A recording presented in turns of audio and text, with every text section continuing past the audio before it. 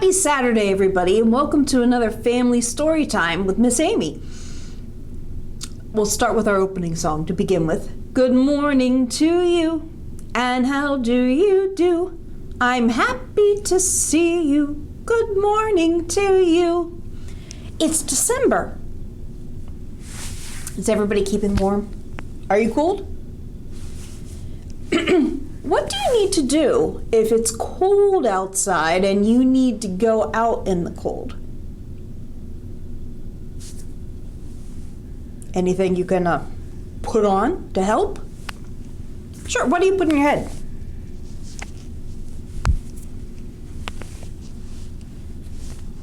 Will a hat help? Let's sing a song about all the things you can use to keep warm in the cold.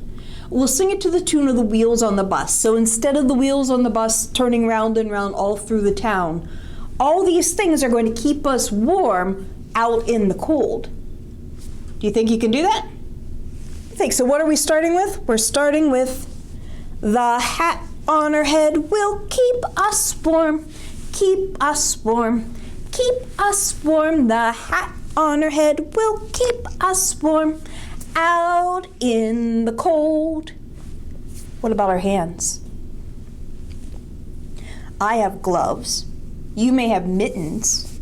We'll talk about another thing to put in your hands in a little bit. Let's try it. Even if you don't actually have them with you, pretend to put them on. The mittens on our hands will keep us warm, keep us warm, keep us warm. The mittens on our hands will keep us warm out in the cold. Now, how about the most important thing I don't have with me right now, but let's pretend to put on a big coat. We'll call it a jacket to fit in the, and we'll zip it up.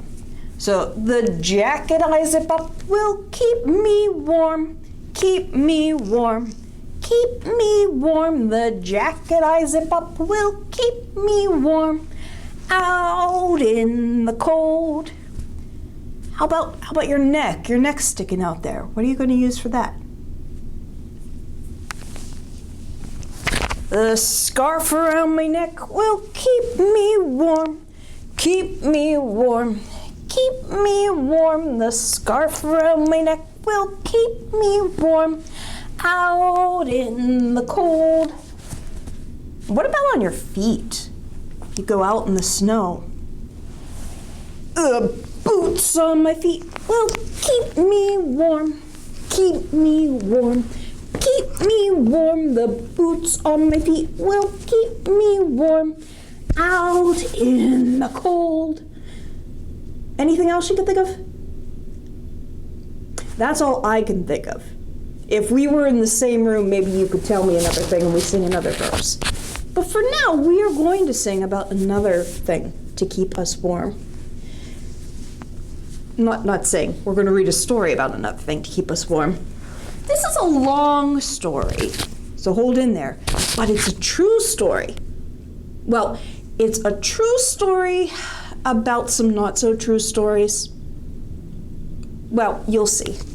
Today, up in the state of Maine and everywhere, is one of those little known holidays. It's Chester Greenwood Day. It's called Chester Greenwood Day because of these. You know what these are? Earmuffs. Do you ever wear earmuffs to keep warm? A little bit extra, you can put a hat on your head. And your ears stay warm too. Well, like I said, this is a true story. But it's a story about how sometimes even true stories can get a little muddled up in the telling. It's called Earmuffs for Everyone, or how Chester Greenwood became known as the inventor of earmuffs. It's by Meghan McCarthy, who both wrote and drew the pictures. Check out his earmuffs. Earmuffs for Everyone. How Chester Greenwood became known as the inventor of the earmuffs.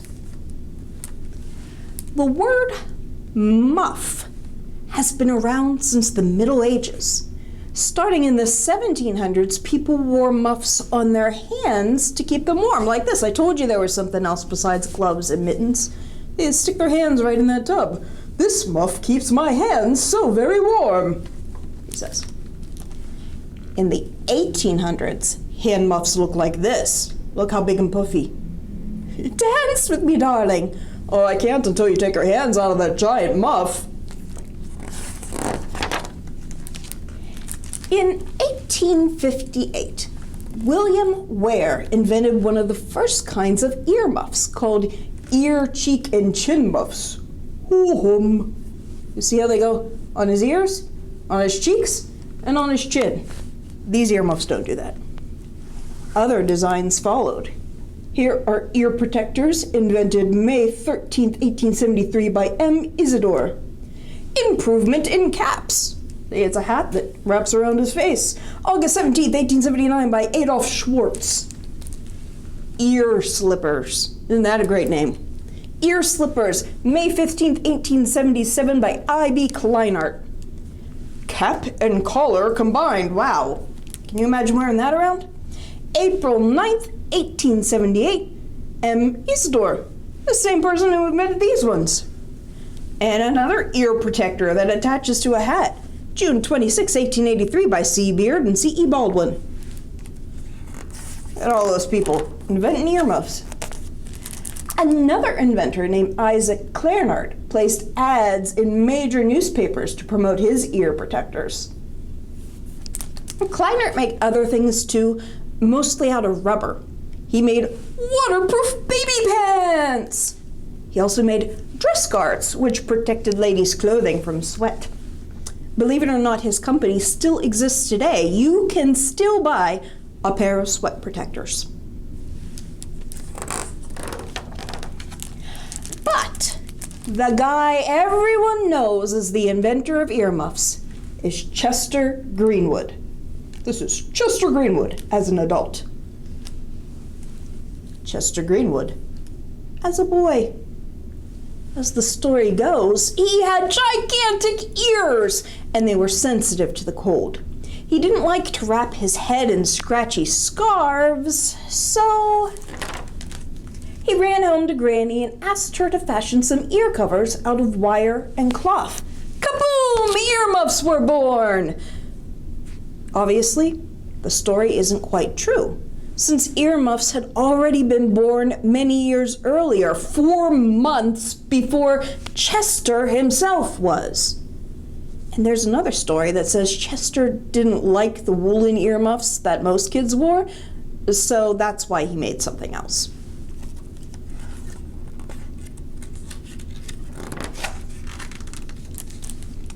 What do you think really happened?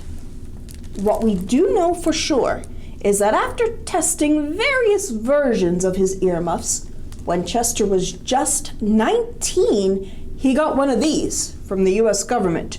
United States Patent Office, Chester Greenwood of Farmington, Maine, improvement in ear mufflers. It said improvement in ear mufflers. It's a patent! I know what you're thinking. Just what is a patent? Patents are issued by the U.S. Patent Office. When Chester was a boy, the office building in Washington, D.C. looked like this.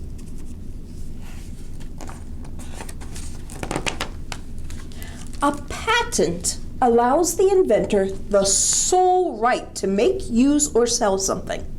It means that no one but the inventor can make any money off of it. Here are some famous patented inventions: Coke bottles, Band-Aids, Scotch tape, a space capsule, Lego blocks, an Apple computer.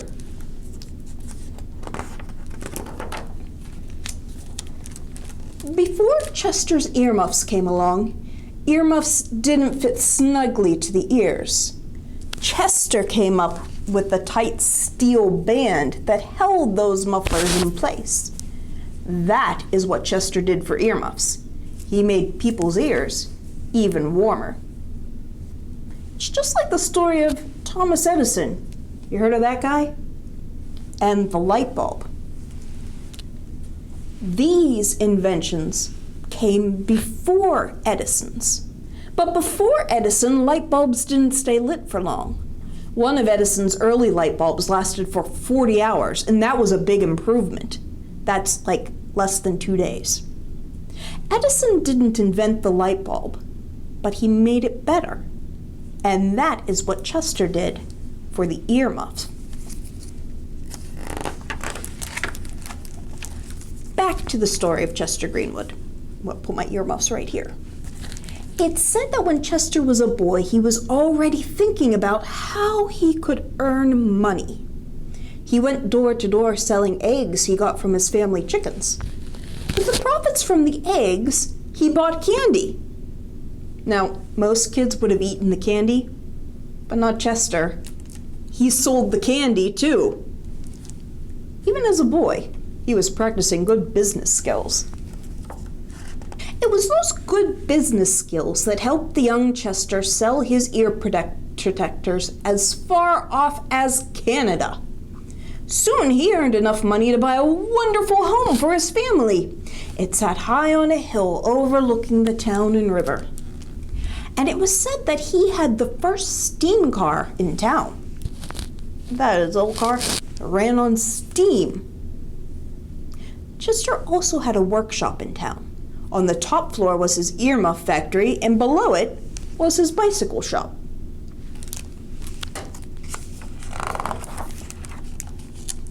And Chester didn't just invent earmuffs. He worked on other products as well. Here's a few of his improvements. A round-bottomed tea kettle. Chester rounded the edges to reduce wear and make the kettle last longer. A rake! Well, he didn't invent the rake. This rake was metal and had removable parts, so when a tooth broke, the owner could buy a new one and put a new one in instead of having to buy a whole new rake. An umbrella bag to hold umbrellas, but this was not patented. And then there's this portable house, which could be easily built and taken apart. Would you want to take it camping?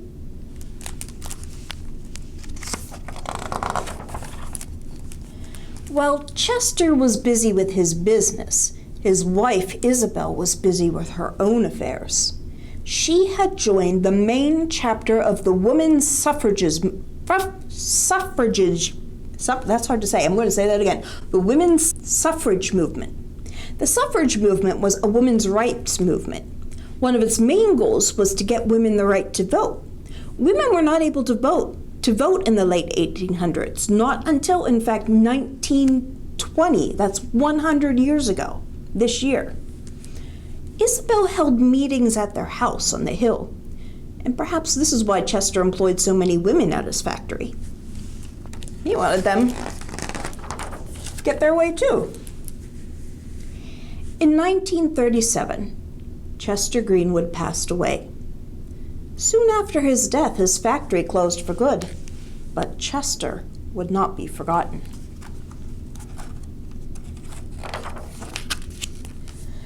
What's interesting is that by 1939, people seemed to remember Chester and forgot all about all the other earmuff inventors. An article in Life magazine read, "Beauty and fashion come to the lowly earmuff."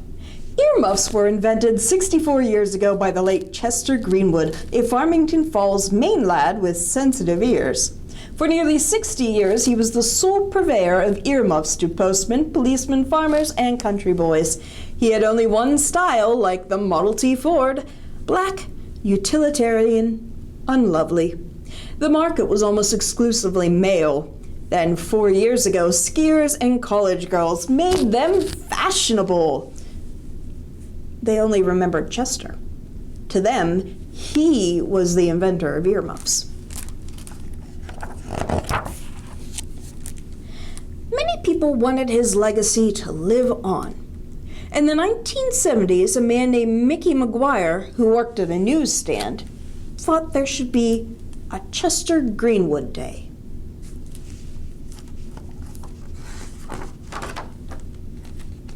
To drum up excitement, Mickey made up some stories. Mickey said that Chester woke up at 4 a.m. and ran a mile to the factory to light the boilers. I couldn't remember what was true and what was not, said Mickey's friend, who was a journalist. I still can't. I am afraid that I told, some terrible, wicked yarns. That means he made stuff up. Chester Greenwood Day went all the way to the Maine legislature, the people who make laws in Maine. The congressmen argued back and forth. Some wanted the day, but some thought it was silly. One senator said, well, now we've roped the national media into giving us publicity. Let's kill it. Another senator disagreed, saying, I predict that every December 21st, Maine will be back in the news. After much disagreement, Chester Greenwood Day was official in 1977. Every year, Chester Greenwood Day is celebrated on the first Saturday of December. That's today. There are people and buses and cars all wearing earmuffs. This year, they're probably wearing masks too, if they even go out. Everyone has a good time though. Chester is celebrated each year as the inventor of earmuffs. And that's how the story goes. Chester may not have created the original earmuff, but he made it better. Sometimes that's what makes all the difference. The end, unless you want to read all the background details at the end of this book, it tells you more if you find it interesting. Even the doggy's wearing earmuffs. What kind of earmuffs would you create to make them better? You could, make some earmuffs that attach to a hat. You could stick something else on your ears, like, your gloves. That work? No. Think about it. Maybe you're not going to improve on earmuffs. If you want to invent a new kind of earmuffs, think of something else. What can you improve on to make it better? And maybe someday people call you the inventor of that thing, even if maybe you just made it better instead. Well, let's say goodbye now. Have a very good rest of December, and I'll see you in the new year. Tickle the stars. Tickle your toes. Turn around and tickle your nose. Reach down low. Reach way up high. Story time is over, so wave goodbye.